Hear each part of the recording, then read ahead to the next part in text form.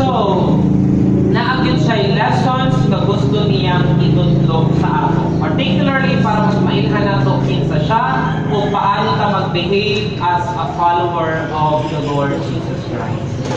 Natin embrace aging. Okay, natin mga pipila ka mga kuantin din. Ang atong passage na 20 chapter 1 verse 18. Inside mga nakailaan ng mga products para asan eh. Sige, hands up ang nakaila. Pakurat gid ko bang mag-hands up mga lalaki. Inside kagawin ani. Siyalan kayo, deadline na magbuhag yung pulse. Para asan ni sila? Delay. Para sa pa-delay ang i-change.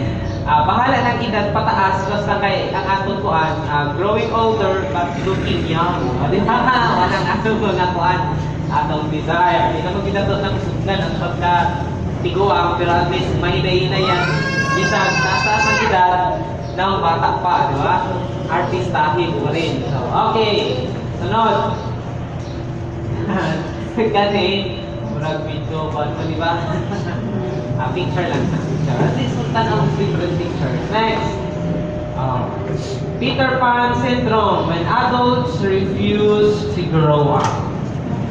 So, ang atong topic magudkaroon, actually si Abraham, 100 years old during this time, 90 years old si Sarah, and then interestingly, si Sarah, bisag 90 years old. Sana, senior na no? 90 na god. Pero mga anak pa na. Onya, interestingly, huwag makaayo. Kay, waong pagod siya sa king. Di ba? Si Abimelech, unsa ka na kuha na niyang ginagamit ba? Na beauty products na guwapa kaayo gyapon at the age of 90. Sa ako ang 90, hindi na makatitog o straight to. Maglisod na nagbangon, maglisod nagtulog. Tulog na, manok-manok, sigig mata, kay mangihi. ang iya na kay dad, ang banana, deadly dead. Pero kini, siguro, ano pa kayo, malagsik pa, and then guwapa pa kayo, kaya gusto pag-anahan. Now, many Christians, including pastors like me, today are not growing. You know, delay. They may be growing old, but not growing up.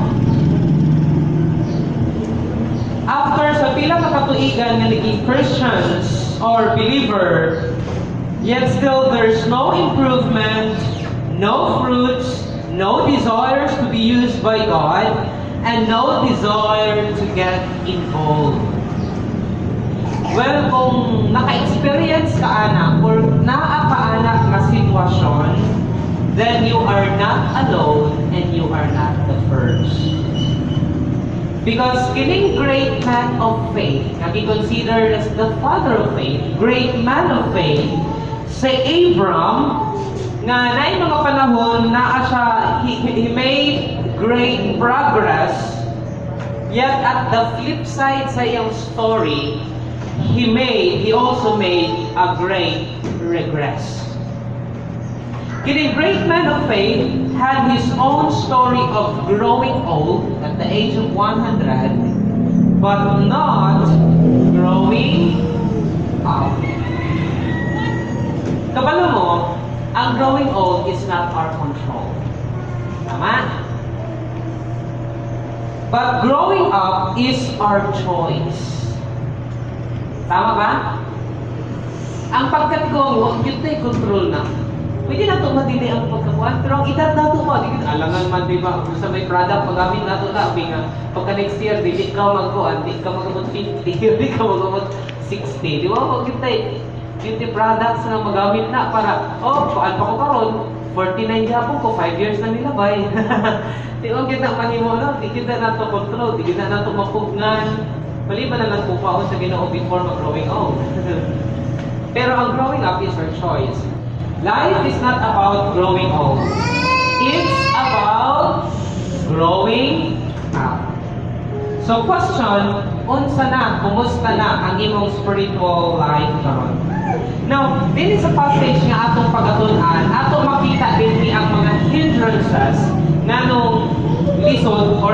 high or wala yun pag-grow. Wala pag-tubo ba spiritually.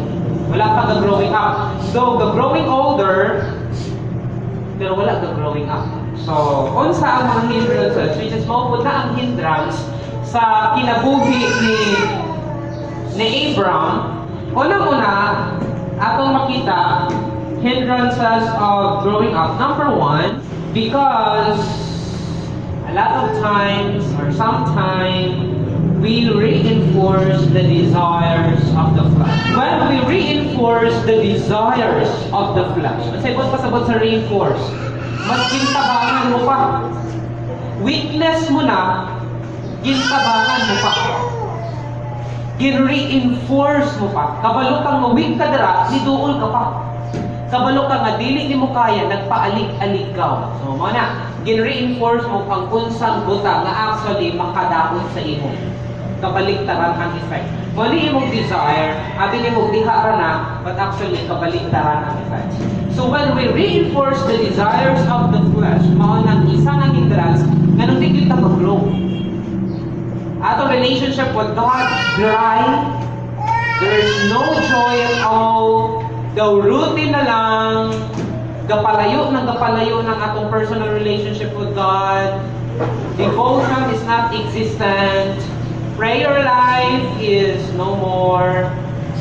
It's just a part of history. Sa kung asa nga lugar, kabalo mo ang safest place ra gid kung asa ta, dito sa lugar na kung asa ta ginabutang sa Ginoo, magpabilin ta sa kung asa ang iyang presensya. Kung asa niya purpose ni ginabutang ka, mas tatas mo align daw sa iyong gusto para sa imong kinabuhi. Kaya lang kasagara sa mao ni ang kahitabo sa ato. Sa Abram, he made an acceptable environment para sa iyang flesh, which is unconsciously, or actually, kung dili ka bitaw careful, maupod na ang atong ginanimo, mao na ang atong ginaatuan, ginapaminawan, ginatanaw, ginabasa, or ginauban-ubanan. Tama? Kabalo na siya, before siya kabalo din siya, na kining lugar, makasasala kayo, mga tao na walay kahadlok sa Diyos. Mga tao na damurag sa suduman kumura, bago na ba yung judge, right? Uy, basi sunugo na po din gira, monto sa ako. At least, before nagpasunod, maka-experience ko dito. May nga idea. Kaya namin ang kabalong nagpahoto na dito ang grabe na temptation, muat to ka. He knew that the city was sinful. What's the proof? What's the proof? Verse 11, siya mismo nag-ingon. And Abram said, because I thought, surely the fear of God is not in this place. Manang nakapamakak mi, kaya ako na kong kilingan po. Pero actually, tinuod yun. Ganun naghagdan sila sa Ginoo. Tungkol kaya Ginoo nag-intervene. Kinsa pa sa iyang tama nga pangunaw na, wato sa kalugar, nakapalo siya, nga kanak ka lugar, walay kahadlok ang mga tao din sa Diyos, and then mukuha sa imong kinabuhi. Di ba? Sa sakto na pangunaw na, kapalo ka nga, dira, puno sa gangster, babaji ka, anak ka, report ka, patyun ka, ano anak ka? Di ba? Kinsa sa tama ang pangunaw na. Na sa atong spiritual life, kabaluta na mauna nga lugar ang mas makapalayo sa ato sa Ginoo, mauna nga mga tao ang mas makabira sa ato palayo sa Ginoo, mauna nga butang ang mas makapaluya sa ato sa pagpangalagad sa Ginoo. Anyan mas may atong ginatanaw, may atong ginabasa, may atong ginauban-ubanan, may atong ginapaminawan, may atong ginapatuan. That's the worst thing. Number 2, dili lang he knew that the city was sinful. Number 2, there is no indication that God showed to Abraham na dito siya magpuyo o wala yun po siya nag-ako. Nag-gets niya? No indication from God na, okay, Abraham, exit sa kami, at sa ka dito sa Gerar, wala. O si Abraham, wala po siya nag-pray, Lord, pwede ba mo-atos ako sa Gerar? Ang logic mo, kung kabalo na ka, kanabi ang mindset na, ano malanggit ako, kabalo naman kung hindi siya musugot. Di ba? Di syempre, di na ko mag-pray eh. Di na ko malanggit, kabalo na nga ko nga, may nga di siya ayaw. O di, musibat na lang ko dritso. Kaya nga namin ako mindset, di na ko malanggit, kuha na lang ko dritso. Kaya kung malanggit ko, di mo siya musugot. So di na ka para kang Abraham, di na ka kabalo siya, nagbalik yun, o bilik yun po, musugot ang Ginoo, wala na siya nag-pray. Okay, di ba? Gets niyo? Dahil pagkapunta nga, mag-pray pa ta, kabalo yun taga dili ang Ginoo, pero ganahan man tayo mo na to, di ka ta mag-pray kay. No, mag-yun yung answer. Himuon na lang nato diretso. Anin ako na lang ka, Lord, pasaylo ako, Lord, you are faithful. Di ba? Stupid, right? Lord, thank you for your love. Thank you for your grace. Grabe na. For example, pag-ampo lugar ta, adultery. Iampo pa lugar na. Kaya gahin mo adultery, Lord, punta, di ko masakpan sa akong asawa. Mahanap ka lugar. Di ba? Iampo mo lugar na. Siyempre, Lord, punta, malipat akong mama. Di ba? Iampo mo lugar na. Lord, protection ko, pagulong na ko sa bar. Anak ka. Iyan po, palugar na sila. Lord, punta, hindi ko masakpan sa pulis. Kuan sa po, try ko bawal na kamot. Siyempre, wala na ginapray. Tungod kay kabalo na gidaan nga sala na kung dili kusugot ang Ginoo. Pero tungod kay gusto gihapon ni Muod, iadtuan gihapon. Nga na kang Abraham. Ano mag-pray pa siya? No, yun ang tubag sa Ginoo eh. So, diretsuhan na siya. But the truth is, mas may na lang nang mag-pray ka, at least madunggan mo ang klarong tubag sa Ginoo at then musabit ka sa Ginoo, right? Ikatulo, it made him susceptible to temptation. Kaya napitang pa sa mga lugar na mas grabe din na sa temptation. Abram's chronic temptation is fear. Moving to Gerar was placing himself in a situation similar to Egypt. Katulad mo sa naitabot sa Egypt, ang iyang pinaka-temptation dito sa iyang kahadlok na masingpat yun siya tungod kay bana siya sa iyang asawa nga gwapa kaayo.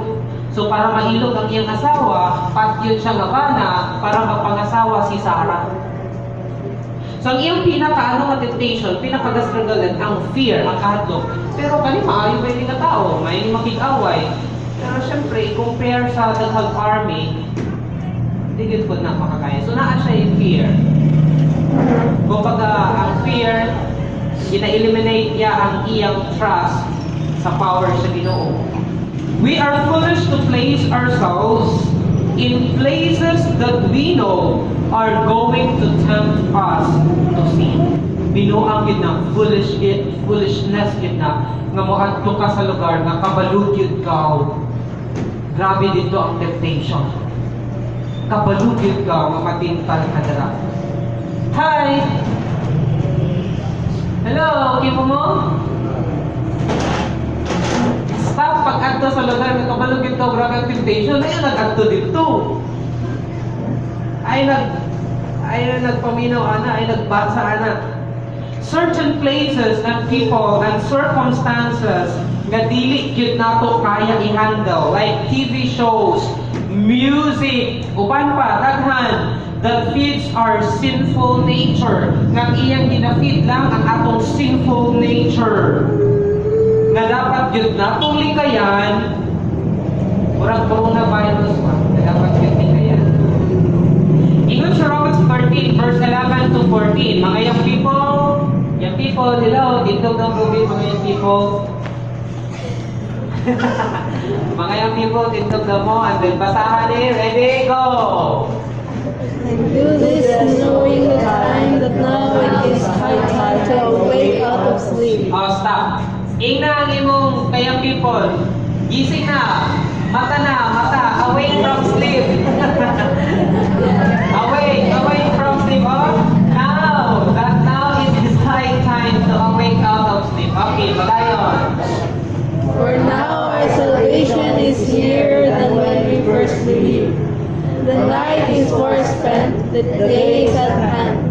Therefore let us cast off the works of darkness and let us put on the armor of light. Unsay command? Cast off the Works of works darkness. of darkness. Okay, pagayon verse 13.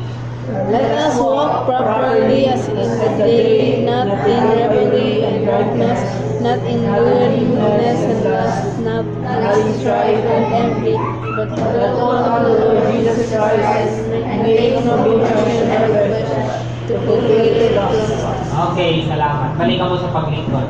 Ang sige niyo, make no provision for the flesh to fulfill its lust. Ang atong flesh, gag-crave, kurang galiki nga buntis. Gag-crave ang atong flesh. Gag-cry out for lust. Walang atong flesh, walang atong sinful nature. It could be envy, it could be pride, it could be lust, yun, lust. So, kung gag-crave, talaga itong gusto, desperate yun siya na masatisfy. Wala itong sinful nature. Pero sa tingin sa Bible, make no provision. Ayaw i-fit up. Ayaw i-fit up. I know it's not easy. Pero basta yun, masamot na lisod kung imo pag yun na ipaduol sa kung asa, di ba? Kung asa ang mas makapag-fit up niya na. Ikaduha, we repeat the same sin. Ang hindrance niya nga nung dili ta mag-grow up because we repeat the same sin. Sin. Binabalik-balik nato. Ano nang atong tawag? Uy, mistake. Mistake, pero binabalik-balik. It's a sin actually, tungkol sa atong sala. If something going to hurt you, why would you keep doing it? Kabalo na ka na makasakit sa imong ano padayon mo ginahimo. Last time gihimo na ni Abraham at then unsay nahitabo sa iya. Iyang gi-dishonor ang Ginoo, iyang gi-dishonor si Sarah, nadaot iyang testimony. Ano bitaw? Gibalik na mao gyapon nga mistake, right? Ingani ba gyapon ang iyang gihimo sa Egypt? Abi ni mo naka-learn na. Grabe po kita mga promises sa Ginoo, di ba? The same po siya pag sa chapter 15. Pag-abot rin mo, gyapon ng mistake. He repeated the same mistake. Actually, mao po na ang testimony ni Apostle Paul. Tanaw na ito in Romans. Basahan sa natin chapter 20, verse 2 to 4. Now Abraham said to Sarah, his wife, she is my sister. And Abimelech, king of Gerar, said to Sarah, well, gyapon ng mistake. But God came to Abimelech in a dream by night and said to him, indeed you are a dead man because of the woman whom you have taken, for she is a man's wife. But Abimelech had not come near here, and he said, Lord, will you stay a righteous nation also? But then, verse 5 to 6, did he not say to me, she is my sister? In short, Lord, morning ako nahimo, kaya siya man nag-ingon, namakap man siya, ipapakan ko, nailag kami. And she herself said, nagkasinabot sila. He is my brother. In the integrity of my heart and innocence of my hands, I have done this. In short, Lord, wala gyud ko kabalo, innocently kay ko. Ingon sa Ginoo, yes, I know that you did this in the integrity of your heart, for also withheld you from sinning against me. Manang ginwarningan takaw. Wala pa nimo nahimo, karon giwarningan na takaw, kay kung mahimo nimo na, mao kita mahitabo sa imo. That is an act of grace we have to see, In verse 7, and it shall now therefore restore the man's wife, for he is a prophet, and he will pray for you, and you shall live. But if you do not restore her, know that you shall surely die, you and all who are yours. Walang struggle. In Romans chapter 7, si Apostle Paul saying na struggle. Ingon siya, for what I am doing, I do not understand. For what I want to do, that I do not practice. Nag-gets galing, dito complicated. Ingon siya, unsang akong ginahimo, di ko kasabot. Unsang dapat akong himuon, wala na akong nahimo. But what I hate, may akong gihimo. Grabe na? Ka-relate ka mo? Kanang ka-struggle? Ang galing siya, if then I do what I will not do, I agree with the Lord that it is good, but now it is no longer I who do it, but sin that dwells in me. Nganong nakahimo ko padayon og bali, nganong natintal ko tungod kay naa paghihapon ko sinful nature. For I know that in me, that is in my flesh, nothing good dwells, for the will is present with me, but how to perform what is good, I do not find. Saying si Apostle Paul, na siya yung nakaka-struggle. And it takes the power of God na ito makaya natin. So kung nabitaw ang idea, we repeat the same history, the the same mistakes. Pero dili na siya excuse. Kung baga mas dapat maging alert pa bitaw ka kung kinaatay ka na. Kaya bitaw nga, nakadawat naman ko ka Jesus, Christian naman ko, okay na eh. Strong ako. No. Naagyahapon tayo, sinful nature, na dili kumpiyansahan. Mas dapat mas maging alert pag yun kita. That's number 2. Number 3, dili lang we reinforce the desires of the flesh. Number 2, we repeat the same sin. And number 3, we rationalize our sin. Isa yun eh, anong dili ta mag-grow tungod kay gina-reason out na to, gina-rationalize na to ang atong sala. Nakasala na nga nita, ato pang gina-rationalize. Paano taga-rationalize? Number 1, we do this by blaming others. Maayo kay taana, tama? It's easy to play the blame game. Ang Ginoo bitaw, sa iyang i-confront si Adan, sa iyang giingon, Lord, ang babae magod, yan mong gihatag sa ako. Daw ang Ginoo ko'y may sala. Ikaw ay naghatag sa babae, Lord. Hanap bitaw, maayo kay taana, right? Blaming others. Ganun may nga naman, siya mag-good. Blaming others, na nga, blame game. Ganun nangabit man ta, nadala lang ko sa tukso. Di ba? Pero siya unang nag-text. Siya unang nag-uyap. Siya unang nag-flirt. Nga na. Mahin kayo tayo na. Number 2, by bypassing our confession of it as sin. Instead na atong i-confess, kung saan atong ginahimo, ginapahipas na ito. Ginakalimtan na ito na natin kayo. Mas dapat din akong action, mao ang pagkuhan, mao ang pag-repent, mao ang pangaypasaylo. Ingat tara, kasama na ito, ready, begin. But indeed, she is truly my sister. She is the daughter of my father, but not the daughter of my mother, and she became my wife. So, tinukot mag-yun. Instead nga mag-confess na lang, salagin na ako, yung irrationalize.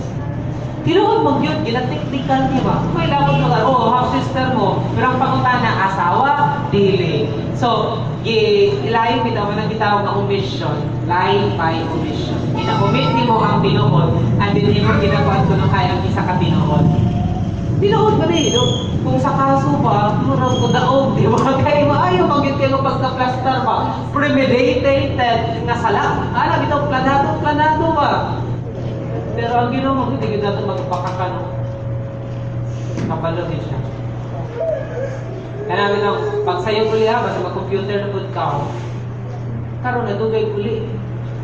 Wala mo na computer. Wala din siya na computer, naglaag siya. Pero nadugay uli. So, wala ka na computer ba? Pero nadugay uli. I-omit na to ang tinuod. And then, para mapatabunan na itong mali na ito dinayin mo. Example, si David, after committing adultery, wala siya nag-confess nearly a year. Si David. Katong nakasala sila kang Bathsheba, hindi siya dahil nag-confess. What's some result? Ingat na when they kept silent, my bones grew old. Padayon ka imong tago-taguan, dili di mo i-confess sa Ginoo. My bones grew old through my groaning all the day long. Sa nag-grew old, bilang nalungko ng arthritis, nalungko ng rayuma, kasagin. For day and night, your hand was heavy upon me. Kabungkat sa kamot sa Ginoo. My vitality was turned into the chalk of summer. Manangin sa Bible, balik daw. 1 John 1:9, if we confess our sins, to say He is faithful. God is faithful, right or wrong? Yes or no? God is faithful, yes or no? God is faithful if the question is not the faithfulness of God. The question is our repentance, our confession. God is always faithful and just. He will forgive and cleanse if we just repent. Ikatulo, when we justify our besetting sins. justify ang atong sala. So nga na nato pag-rationalize. Mga tarungan gayon kita. Mamay kita mga tarungan. Tanan-tanay mga tagsa-tagsa na ginaka-struggle lang nga sila. Tama ba ito mga young people? Natay ginaka-struggle lang nga sila ba? Tama? Mga young people? Tanan kita mga lalaki na ay ginaka-struggle lang nga sila. Ano? Tama? Mga nanay ko na ako, di ba, mga parents. Tanan, gita namin tayo ginaka-struggle lang nga sila. Naitulog ako at, kan story-story na niya. Nabasa ko ni, habang doon sa kapitoon. Naitulog ako preacher, naminguwit sila. Pag-aman, wala pa man sila ikuha, isik. Open na lang sila sa ilang mga witnesses, sa ilang mga ginakastragalan, si open sila. Anang isa ka preacher na, ako, ang ginakastragalan, bigla ko nasala kay lost. Ang sa unod yun, struggle yun ko, anak. Alam mo lang isa ka preacher, ako kay Kuan, kanang greedy ko sa kwarta, bitaw ko nang gusto ko, makakwartahan, greedy yun ko, anak. Kasi open sila. Ang ikatulong po ng preacher, na siya, ako ang pinagkikada ko na ako nasala, ginapasrabilan yun na ako, kalapit ako, mang chismis. Karoon, tinagin ko kahulat, kamuhuli, kung chismis. Kaya chismis niya ang weakness sa duha. Tanan kita na ay kinakastragalan nga sala. Sa Abraham, ang iya, carnal fear. Pero dili na siya excuse. Ang buot pasabot ng anak, the more ka makabalos ni mong weakness, the more ni mo siya guardyahan. The more ni mo na likayan. Dili kay the more ni mo na kulaan, or the more ni mo na ubanan, or atuan, or duulan. That's why we should focus or fix our eyes on Jesus. Number 4, we rationalize our sins when we beautify it. Kani ginahimo na ito gina-beautify na ito ba? Ang sala. Paano gina-beautify ni Abraham? Mga nanay daw, kalihog ko basa. Mga nanay, ready, go.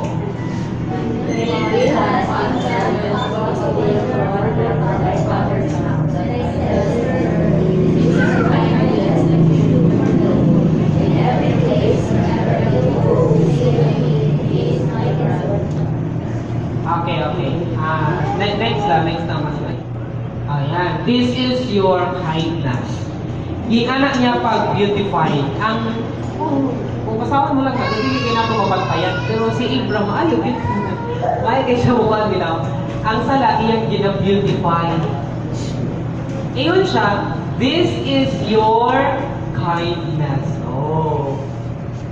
Kaya justification, anak siya, when God caused me to wander from my father's house, actually, ang ginumang ko, nagtawag sa amo, gina-justify niya. Karoon, iya pag yung gina-beautify ang sala. Instead, yung mag-confess, mag-repent, maging honest, iya lang gina-beautify ang sala. Actually, once na kung magyo, this is your kindness.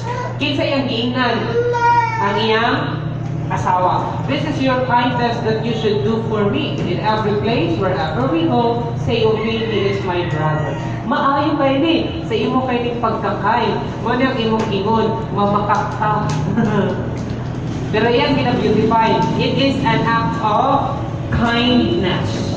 Ginatry og excuse ni Abraham ang iyang pagpamakak pinaagi sa pag-claim na it was a kind act. Labeling evil deeds with lovely names is deceiving. Open for new journeys. Nagmahalan lang man ninyo, di ba? Mga nga nagitap gina-beautify ang sala. Hello?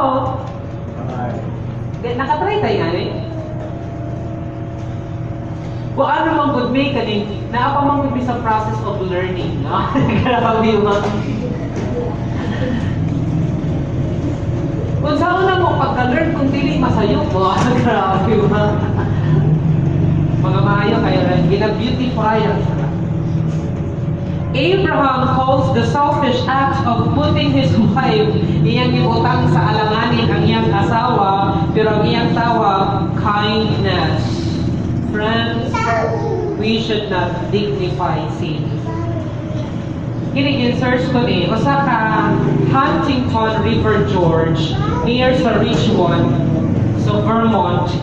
Grabe, kagwapo kaayo nga river. Oh, wow! Pero kabalo mo, deadly.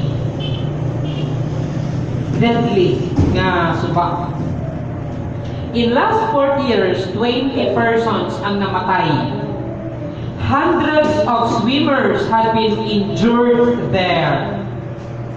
Kini siya nga river, sa surface niya, gabi ganito, look calm and placid, right? Pero sa ilalim ni ay, grabe ka, strong ang current o naay mga whirlpools. O ang ilang giingon, ang public safety, wala ang ilang giingon. 80 people drowned here between 1950 to 1994. Most were swimmers caught by mga swimmer niya, mga mayo, were treacherous and deceptive current that pulled them over the falls or sucked them down to the bottom of the pools among those who drowned. Grabe no? That ang kahangkit on Gorge. O gintawag siya the single most deadly place in the state. Iyan na gyapon. Or iyan na gyapon ang salat. Beautiful, promising, assuring, murag lipay diha. But deadly. Sin is like that. The more beautiful one make it, the more deadly it becomes. Daghan kay mga babae na biktima sa human trafficking tungod kay ginasaaran ng mga nindot kaayo. Gina-beautify. Oh, mag-model ka, taas kay ka, sweet to, mapawag kay ka. Pagkabot ito, gayong mong prostitution. Ipangkaligya sa mga foreigners. Gina-beautify. Number 4, di man yung isa sa hindrance sa atong growing when we refocus our attention on physical blessings. Kang Abraham, gintagaan siya, daghan kay siya blessings. And then, madiha na din ang atong focus. Basaw na ito tanan, ready, go. Kanang klaro, makusog na pagkabasa. Ready, go. Then, ang reveling to sheep, oxen, and male, and female servants, and gave them to Abraham, and he restored Sarah his wife to Noah. And Abimelech said, see, my land is before you. Dwell where it pleases you. Then to Sarah he said, behold, I have given your brother 1,000 pieces of silver. Indeed, this vindicates you before all who are with you and before everybody. Thus she was rebuked. I-restore siya.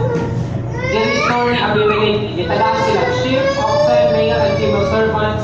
Pag na kay male and female servants, kwartahan din ikaw. Tapos ay mga kahayupan. Sa ilang, kwartahan kayo na yung mga kahayupan. Pagdagan kayo ng mga binuwi, kwartahan kayo ikaw. And he restored Sarah to his wife. Itagaan sila, giprovidean. And then yun siya, naiyuta. Kung ano na siya, sweet title. Ikaw pahala, duha lang daw. And then, yun siya, then Sarah, he said, behold, I have given imong ison, akong itagaan daw, 1,000 pieces of silver. Ang kanang rebuke, dili nang nagibadlo ha, ang best translated na as justify si Sarah. Kumbaga, actually wala nakawalang sala siya, gin-justify ni Kuan. Actually, ang leader din yung si Abraham ang yun, na-justify siya. Yun ang idea. Gintagaan sila physical and material blessings. So, diha ang tricky part bitaw. Kung diha na mo-focus sa material, physical blessings, mawala nga itong focus sa Ginoo. Abi na to, nakasala na nga ni ko, may blessing pa. Alam bitaw, actually may God's grace na gitna bitaw. Tungkol kaya ang plano sa Ginoo, maging diha sa yagikan ang manluluwas eh. Give protectionan yun sila sa Ginoo. It's all about the faithfulness of God. Ingana na po sa itong spiritual life, usahay ang material or outward the progress kita, pero ang sala ang gatira sa ato palayo. Dumurang katong na kay parang kubanga, buhag mga refugees sa Cuba during atong grabe kagira sa una. Gina-travel nila, layang pa man sa una, right? And then, abi nila, ang ilang pag-forward, nakagain na sila og 60 miles. Kaya go-forward naman din sila. Later on, na-figure out nila, nag-atras kaya sila. Actually, na-alcance sila og 30 miles. Kaya ang hangin, ginatulod sila forward, pero ang undercurrent, ginapaatras sila. Dahil nga narapod sa ato. Usay, abi na ato, nga, ginabless man ko sa Ginoo. Go grow forward na. Pero actually ang atong spiritual life backward ng backward. Nga naman ang atong focus na sa material na bagay. And then instead na mag-confess, instead na making right with God, maging tama kita sa atong relationship with God, natabunan, kay abi nato, it's okay. Ang Ginoo ka panalangin man sa ako. Dumura kay hapon kang David. Pero na yung mga panahon bitaw nga, yes, i-ano ka pa anak sa Ginoo, tagaan ka pang chance. Pero may mga consequences gihapon na. Pero dili pay anak ka bukat. So the early nga imong i-repent, imong inulsulan, magbalik ka sa Ginoo, mas the world na makarecover.